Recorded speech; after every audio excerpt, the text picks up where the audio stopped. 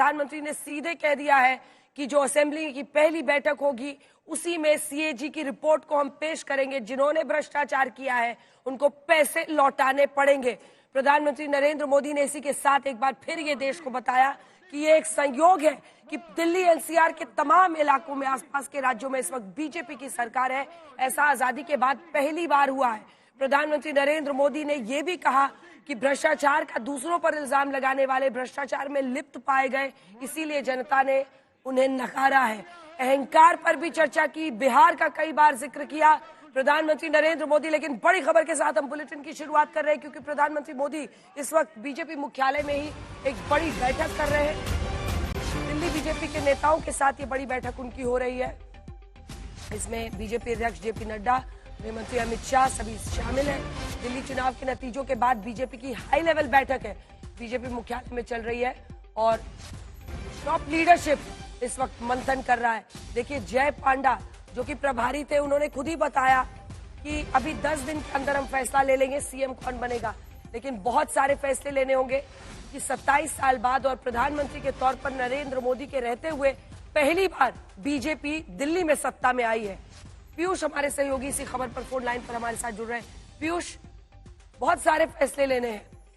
दिल्ली ने तो दिल खोल कर दिया है, 48 सीटें, लेकिन अब मुख्यमंत्री, मंत्रिमंडल, सब पर फैसले लेने होंगे।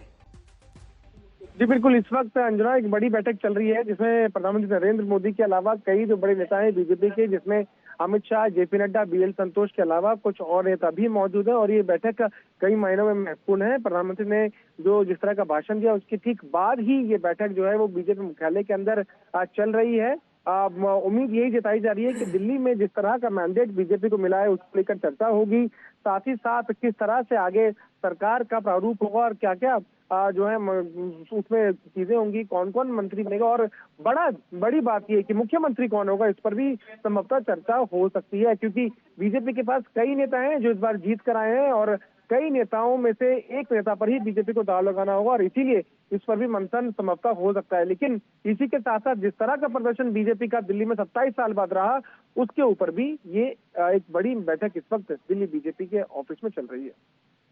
और देखिए पीयूष, चूंकि प्रधानमंत्री को फ्रांस और अमेरिका के दौरे पर भी जाना है 2 दिन बाद, ऐसे में कोशिश ये होगी कि जल्द से जल्द कम से कम मंथन की शुरुआत हो जाए, फैसलों की तरफ बढ़ा जाए। पीयूष जी बिल्कुल बिल्कुल, यही जो है कोशिश होगी बीजेपी की, क्योंकि मैंडेट बहुत अच्छा मिला है। 27 साल बाद बीजेपी सरकार बनाने की स्थिति में 48 सीटें बीजेपी को मिली है।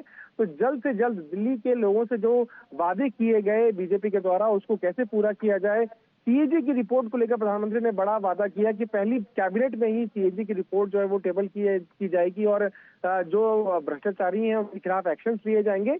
तो उसके ऊपर भी कहीं ना कहीं पार्टी चर्चा जल्द कर सकती है।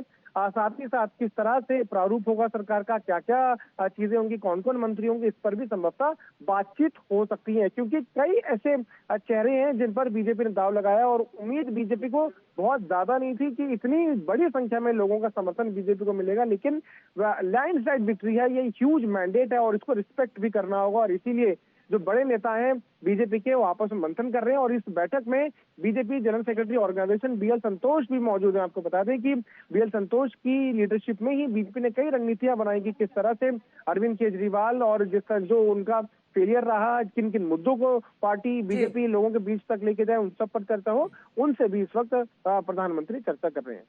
National general secretary BL Santosh भी, जिन्होंने बड़े पैमाने पर प्लानिंग की थी, वो भी इस बैठक में मौजूद है। गृह मंत्री अभी अमित शाह, जिन्होंने लगभग 18 अलग अलग जगहों पर कार्यक्रम किए थे, वो भी आप जिसको कह सकते हैं स्टोरी बोर्ड पर एक तरह से बैठे थे कि स्ट्रैटेजी कैसे बनानी है, पार्टी कैसे मुकाबला करेगी। अरविंद केजरीवाल एक बड़ा चैलेंज थे दिल्ली में और वहां से ही जीत का, और प्रधानमंत्री के चेहरे पर यह पूरा चुनाव लड़ा गया। जो विश्वास जनता ने दिखाया है प्रधानमंत्री नरेंद्र मोदी के चेहरे पर, उसी की वजह से 27 साल बाद दिल्ली में बीजेपी का सियासी वनवास खत्म हो गया।